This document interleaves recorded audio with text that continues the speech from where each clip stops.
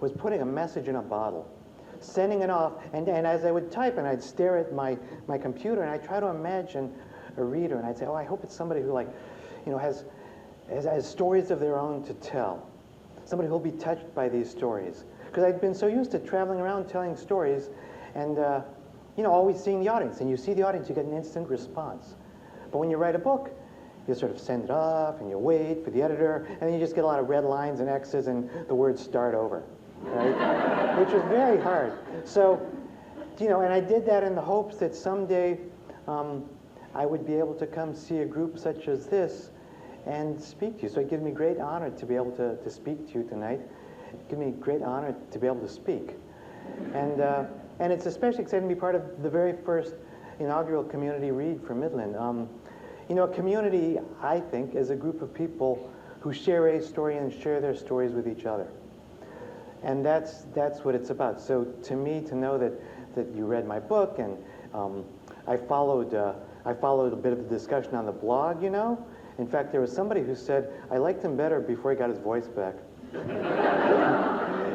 And I have to tell you, whoever that was, sometimes my wife feels the same way. So let me tell you, I thought I'd just start by telling you a couple stories, because I realize there are people who don't, you know, you don't see storytellers for adults. You think of storytellers for kids, but storytelling is an age-old art. Some say it's the second oldest career. And so I thought I'd just share a few stories with you just for fun, to get things rolling, and then talk a little bit more about my own story and how it is that it turned into a book, which still surprises me.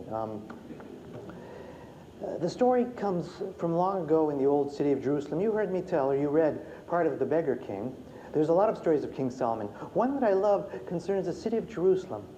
Back in those days, when Solomon was king, when there was a bakery. And this bakery baked the best, freshest bread. You know that smell of really fresh bread? You know how good that is when it comes right out from the bakery?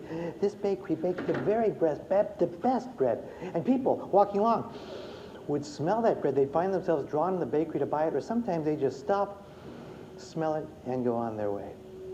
Now it so happened that one morning in front of that bakery, there stood a poor woman, a beggar, begging for coins. All she had was a handful of change. She said, I don't even have money to buy bread, but at least I can smell it.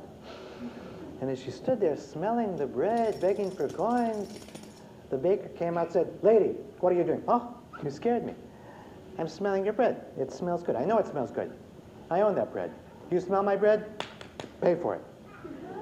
No, I didn't eat it. I just smelled it. I know. I own the bread. I own the smell. You smell the bread, pay for the smell. Well, it's a ridiculous claim, but you all know you don't need a reasonable claim to start a fight, especially in the Middle East, right? People gather around, pushing, shoving, calling each other's names, till finally somebody said, Baker, Baker, you think this woman has to pay you for smelling your bread? Take your case to King Solomon. He'll judge it fairly. The baker said, that is what I will do. And so saying, he dragged her into court and said, Your Highness, this woman has been smelling the bread in my bakery without paying, and I insist she pay for that smell.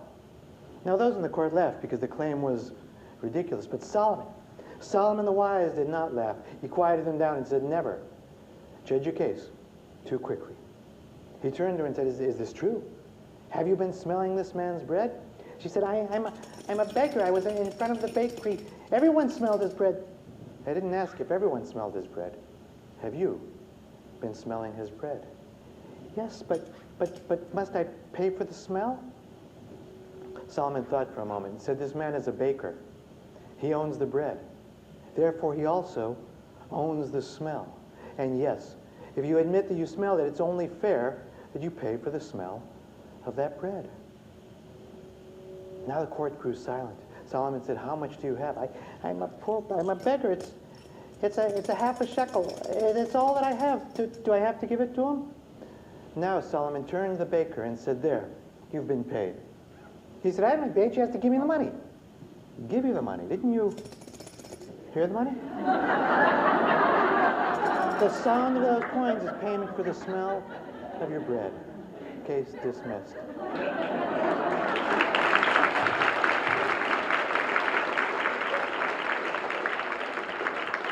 I love that story because it shows what a story can do.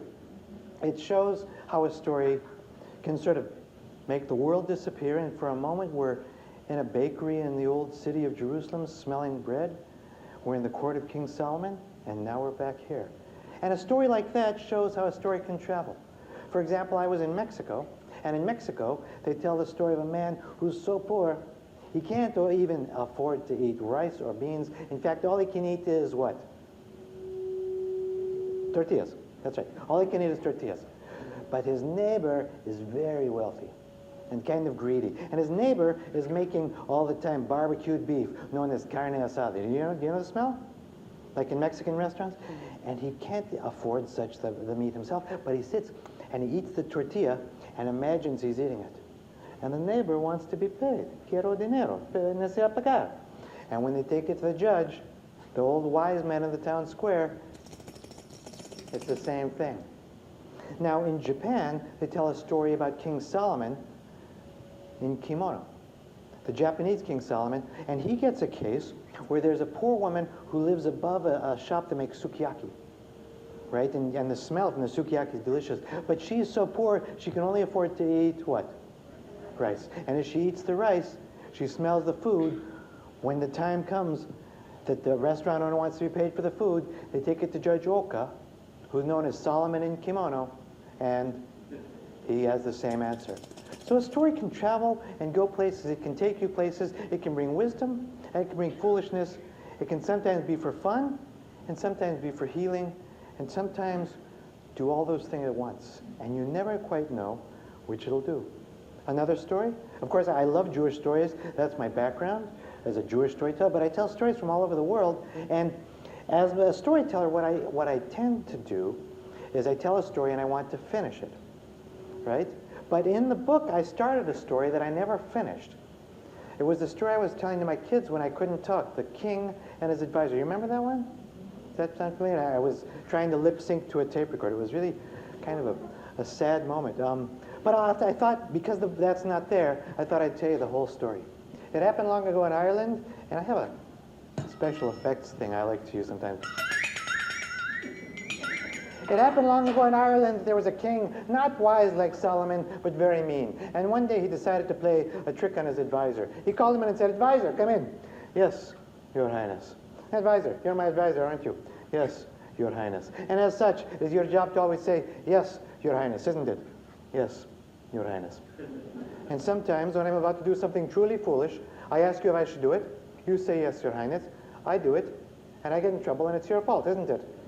"Yes, Your Highness." In case you didn't get it, the advisor was something of a yes man, and he didn't like the way this was going. "So now, advisor, we're going to see if you know anything at all. Do you?" "Yes, Your Highness." "Good, we'll see. I shall ask you 3 questions, and if you answer all 3 questions correctly, why then I shall give you 3 bags of gold."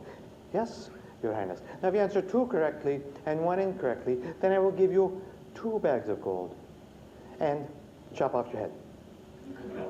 "Yes, Your Highness." "If you answer 1 question correctly and 2 incorrectly, why then I will give you 1 bag of gold and chop off your head twice." "Yes, Your Highness." "And if you answer all 3 questions incorrectly, I shall chop off your head 3 times. Is that clear?" Your Highness, you can't chop off my head 3 times, for I have but 1 head. I can do what I want. I am the king." "Yes, Your Highness." "Would you stop saying 'Yes, Your Highness'?" "Yes, Your Highness." Your Highness, these questions, I trust they're not difficult, are they?" "Oh, no. No, they are not difficult. The questions are not difficult. It's the answers that are difficult. Are you ready?" "Yes, Your Highness." Listen carefully to all 3. The first is this. Simply this. How many stars are in the sky?